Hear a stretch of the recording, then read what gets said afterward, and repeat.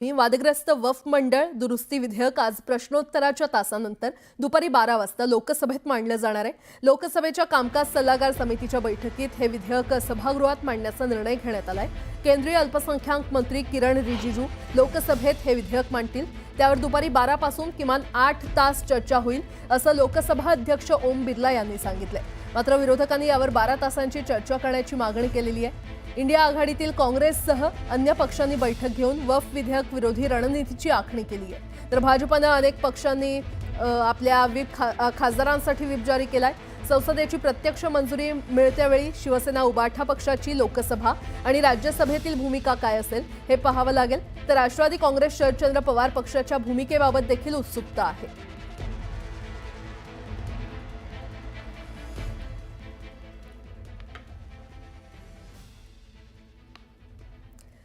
बातमीपत्रामध्ये आता पाहण्यामध्ये सुरुवातीला महत्त्वाची बातमी बघूयात।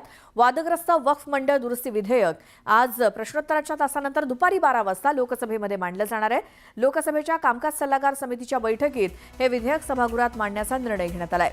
केंद्रीय अल्पसंख्याक मंत्री किरण रिजिजू लोकसभेत हे विधेयक मांडतील। त्यावर दुपारी 12 वाजल्यापासून किमान 8 तास चर्चा होईल असं लोकसभा अध्यक्ष ओम बिर्लांनी सांगितलं। मात्र विरोधकांनी यावरती 12 तासांची चर्चा करण्याची मागणी केली आहे।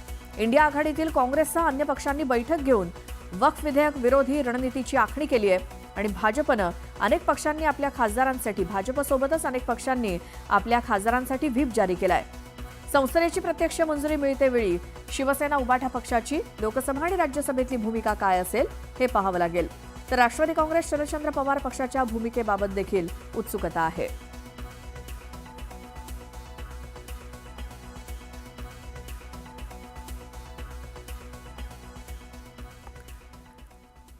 आणि आता या बुलेटिनमध्ये बघूयात बातमीपत्राला सुरुवात करूयात। गेली काही वर्ष सातत्याने चर्चेत असलेलं वक्फ बोर्ड दुरुस्ती विधेयक संसदेमध्ये मांडलं जाऊ शकतं आणि या विधेयकाच्या माध्यमातून सरकारचं बिहार पश्चिम बंगालच्या निवडणुकीचं मैदान मारण्याचा मानस आहे। पण हे वक्फ दुरुस्ती विधेयक मंजूर करणं सरकारसमोरचं मोठं आव्हान आहे। पाहूयात।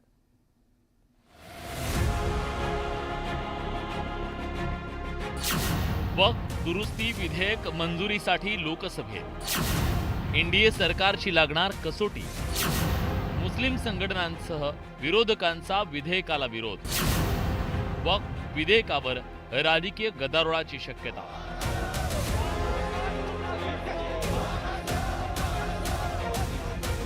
देशातील मुस्लिम संघटनांचा तीव्र विरोध झुगारून महत्वाकांक्षी असं वक्फ दुरुस्ती विधेयक बुधवारी लोकसभेत मांडलं जाण्याची शक्यता आहे।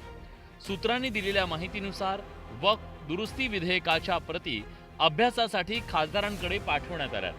त्यामुळे हे विधेयक बुधवारी लोकसभेत मांडलं जाण्याची शक्यता आहे। पण विधेयकाला विरोधकांकडून मोठ्या प्रमाणात विरोध होतोय। वक्फ बोर्ड जे काही आहे त्यातल्या ज्या काही चुका आहेत त्या मात्र निर्मूलन करायला पाहिजे याबद्दल कुणाचंही मत नाही ना, कुणाचंही दुमत असण्याचं कारण नाही। पण उगाच भ्रम पसरवून लोकांमध्ये संभ्रम निर्माण करून एक पुन्हा द्वेषाची जी भिंत उभी करण्याचं काम भारतीय जनता पार्टी ज्या पद्धतीनं करते ना त्यांना नमनच करायला पाहिजे। आता सौगाते मोदी झालं, आता सौगाते काय वक्फ बोर्ड बिल, वा वा। त्या कायद्यामध्ये अशाच तरतुदी आहे की ज्याच्यामुळे वक्फला त्याच्या मदत होण्याऐवजी या तरतुदींचं नुकसान वक्फच्या संस्थांना जास्त होईल आणि त्यामध्ये वक्फचं जो नियंत्रण आहे वक्फांचं नियंत्रण वक्फ बोर्डाचं नियंत्रण आहे सध्या जे मुसलमानच्या हाती आहे, मुसलमानच्या अधिपत्याखाली आहे ते त्यांच्याकडनं निघून जाईल आणि ते इतरांच्या नियंत्रणाखाली जाईल। त्याच्यामुळे मुस्लिम समाजाचा याला कडाडून विरोध आहे। वक्फच्या मालमत्तेवर अतिक्रमण करणारे लोक या विरोधामागे असल्याचा दावा सरकारतर्फे करण्यात आलाय।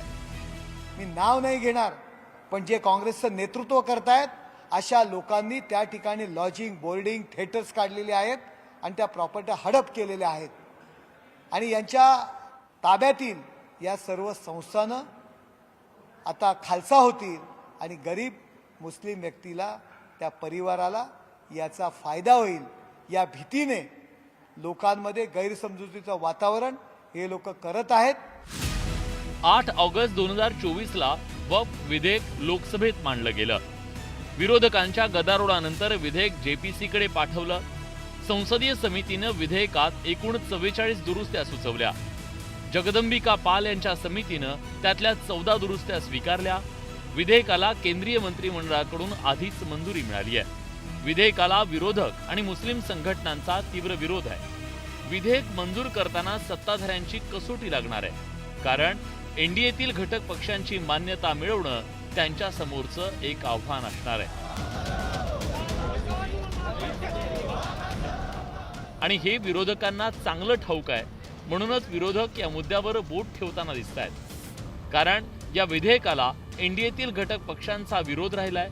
मुस्लिम मतदारांना इफ्तार पार्ट्या देणाऱ्या नितीश कुमारांना निवडणुकीच्या तोंडावर एका झटक्यात मुस्लिम मतदार दुखावणं परवडणारं नाही.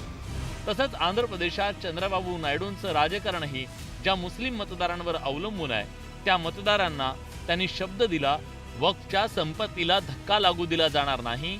त्यामुळे या मित्रांचं मन परिवर्तन करताना सरकारला तारेवरची कसरत करावी लागू शकते. खरं म्हणजे ह्याच्यावरती नितीश कुमार, चंद्रबाबू नायडू, चिराग पासवान, अपना दल हे जे या सरकारमधले मित्रपक्ष आहेत मोदींचे, त्यांनी आपली भूमिका आधी जाहीर केली पाहिजे. जनता दल युनायटेड, तेलुगू देशम, चिराग पासवानचा लोक जनशक्ती पक्ष, अपना दल असे अनेक पक्ष आहेत. त्यांनी या बिलासंदर्भात आपलं मत व्यक्त आधी करावं, मग आम्ही आमचं मत व्यक्त करू. वक्फ विधेयक दुरुस्ती विधेयक मंजूर करून घेणं भाजपच्या राजकारणाचा एक महत्त्वाचा अजेंडा आहे. गेली अनेक वर्ष भाजपनं या मुद्द्यावरून रान पेटवलेलं होतं. आता सत्तेच्या तिसऱ्या टर्ममध्ये त्यांना हा मुद्दा निकाली काढायचा आहे. त्यासाठी त्यांचे शर्थीचे प्रयत्न सुरू आहेत. सरकारकडे विधेयक मंजूर करून घेण्यासाठी पुरेसं संख्याबळ असलं तरी मित्रांची सहमती मिळवणं अतिशय गरजेचं आहे. त्यात काँग्रेस आणि अन्य विरोधी पक्षांनी विधेयकाला संसदीय समितीत तीव्र विरोध केला. त्यामुळे लोकसभेत यावरून गदारोळ होण्याची शक्यता नाकारता येत नाही. Bureau report, news 18 Lokmat. बातमीपत्रामध्ये आता पाहणार आहोत गावाकडच्या काही महत्त्वाच्या बातम्या वेगवान स्वरूपात. सुरुवात करूयात. हवामान खात्यानं महाराष्ट्रातील विविध जिल्ह्यांसाठी विजांच्या कडकडाटासह पावसाचा अलर्ट जारी केलाय. नागरिकांनी सतर्क राहण्याचं आवाहन केलेलं आहे. तर हवामान खात्यानं पुढील 24 तासांसाठी कोकण, खानदेश, पश्चिम महाराष्ट्र, मराठवाडा आणि विदर्भातील काही जिल्ह्यांसाठी विजांच्या कडकडाटासह पावसाचा अलर्ट जारी केलाय. एप्रिलमध्ये महाराष्ट्र अधिक तापणार आहे. देशात बहुतांश भागात कमाल तापमान सरासरीपेक्षा अधिक राहण्याची शक्यता आहे. महाराष्ट्राच्या बहुतांश भागात उष्ण लाटा येण्याचा इशारा हवामान खात्यानं दिलाय. मुंबई आणि परिसरात तीव्र उकाडा जाणवू लागल्यानं एका दिवसातच तापमानात 4 अंशांनी वाढ झाली आहे. मुंबईचा पारा 37 अंशांवर गेल्यानं तीव्र उकाडा जाणवतोय आणि त्यामुळे मुंबईकर गरमीनं हैराण झाले. सोलापूर कृषी उत्पन्न बाजार समितीच्या निवडणुकीसाठी दाखल 388 उमेदवारांचे 438 अर्ज छाननीमध्ये वैध ठरलेत, तर 41 अर्ज अवैध ठरलेत. माजी सभापती दिलीप माने, माजी उपसभापती सुरेश हसापुरे यांच्या अर्जाला घेतलेल्या हरकतीवरील सुनावणी पूर्ण झाली असून उमेदवारांची अंतिम यादी आज जाहीर होणार आहे. सोलापूर महापालिका प्रशासनानं सुपर टॅक्स रद्द करत शहरातील साधारण 20,000 व्यावसायिकांना दिलासा दिलाय. व्यावसायिकांना भरावा लागणारा सुपर टॅक्स 13% आता सरसकट 64% आलाय आणि त्यामुळे सेकंड अॅग्रीमेंटमधून शोधली जाणारी पळवाट बंद होऊन व्यवहारामध्ये पारदर्शीपणा येणार आहे. सांगलीत घरपट्टी पाणीपट्टीची वसुली 82 कोटी झाली आहे. मात्र तरीही थकबाकी 155 कोटी रुपयांवर गेली आहे. थकबाकी वसुलीचं मोठं आव्हान पालिका प्रशासनासमोर उभं आहे. कांद्यावरील 20% निर्यात शुल्क हटवण्यात आल्याच्या निर्णयाची अंमलबजावणी सुरू झाली आहे. अशातच नागपूरमध्ये लाल कांद्याला 1,600 रुपये तर हिंगणा बाजारात 2,000 रुपयांचा दर मिळालाय. उन्हाळ कांद्याला नाशिक बाजारात 1,300 रुपयांचा दर मिळतोय. महाराष्ट्र लोकसेवा आयोगाच्या भोंगळ कारभारामुळे उमेदवारांना मानसिक, आर्थिक आणि सामाजिक तणावाचा सामना करावा लागतोय. 2023च्या जाहिरातीद्वारे बहुजन कल्याण अधिकारी पदासाठी निवड झालेल्या उमेदवारांना अजूनही शिफारस पत्र मिळालेली नाही. 24 तास सुविधा देणाऱ्या दुकानांमुळे ग्राहकांसह अर्थव्यवस्थेला फायदा होतो. शिवाय कायद्यानं या दुकानांवर वेळेचं निर्बंध नाही आणि त्यामुळे ती 24 तास सुरू राहू शकतात असा निर्वाळा उच्च न्यायालयानं दिलाय. तसंच रात्री 11 वाजेपर्यंत दुकानं बंद करण्याची सक्ती न करण्याचे आदेश देखील न्यायालयानं पुणे पोलिसांना दिले.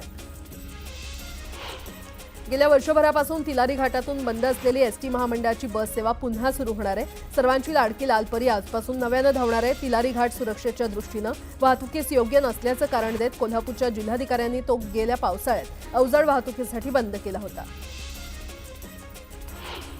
मुंबईकरांवर घनकचरा व्यवस्थापन वापरकर्ता शुल्क लावण्यास उबाठानं विरोध केलाय. धारावी प्रकल्पासाठी देण्यासाठी कचरा शुल्कातील निधीतून देवनार कचरा भूमीवरील कचऱ्याची विल्हेवाट लावली जाणार आहे. त्यामुळे हा कर लावण्यास विरोध असल्याची भूमिका आमदार आदित्य ठाकरे यांनी घेतली आहे.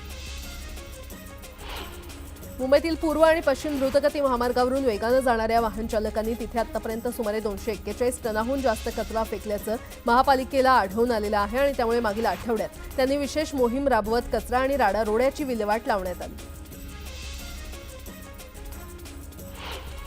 मुंबईकरांवर कचरा संकलन शुल्क लावण्याकरता मुंबई महापालिकेनं नवीन नियमावली जारी केलेली आहे. आता मुंबईकरांकडून कचरा संकलन हे मालमत्ता कराचा भाग म्हणून वसूल केलं जाणार आहे. नव्या नियमावलीचा मसुदा महानगरपालिकेच्या संकेतस्थळावर प्रसिद्ध केला जाणार असून 31 मे पर्यंत नागरिकांना त्यावर सूचना आणि हरकती नोंदवता येणार आहेत.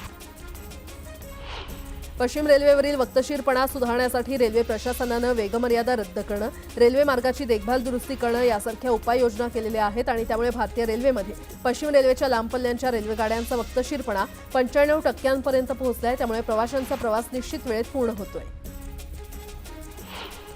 नवी मुंबईतील मुंबई कृषी उत्पन्न बाजार समितीमध्ये वाहन पार्किंगची योग्य व्यवस्था नसल्यानं परराज्यातून येणाऱ्या चालक आणि वाहकांना अनेक समस्यांना तोंड द्यावं लागतं आणि त्यामुळे एपीएमसी प्रशासनाकडून येथील पार्किंगबाबत योग्य त्या सुविधा उपलब्ध करण्याची मागणी करण्यात येते. मालमत्ता करातून नवी मुंबई महापालिकेनं इतिहासात प्रथमच विक्रमी 800 कोटींचा महसूल गोळा केलाय. 2024 ते 25 या आर्थिक वर्षात 900 कोटींचा अंदाज व्यक्त केला होता, पण पालिकेला 805 कोटींचा टप्पा गाठण्यात यश आलंय. पुणे महानगरपालिकेला आर्थिक वर्षातील मिळकत करातून 2,350 कोटी रुपयांचं उत्पन्न मिळालंय. मिळकत कराच्या वसुलीसाठी महापालिकेला मार्च महिन्यापर्यंत प्रयत्न करावे लागले असून अखेरच्या 10 दिवसात 170 कोटी रुपये मिळालेले आहेत. पिंपरी चिंचवड स्मार्ट सिटी लिमिटेडनं पिंपरी चिंचवड महापालिकेच्या दैनंदिन कामकाजासाठी तयार केलेल्या ई-ऑफिस या डिजिटल प्रणालीनुसार कामकाजाची सुरुवात मंगळवारपासून झाली आणि त्यामुळे महापालिकेचं कामकाज कागदविरहित होणार आहे. कागदपत्र डिजिटल स्वरूपात जतन केली जाणार आहेत.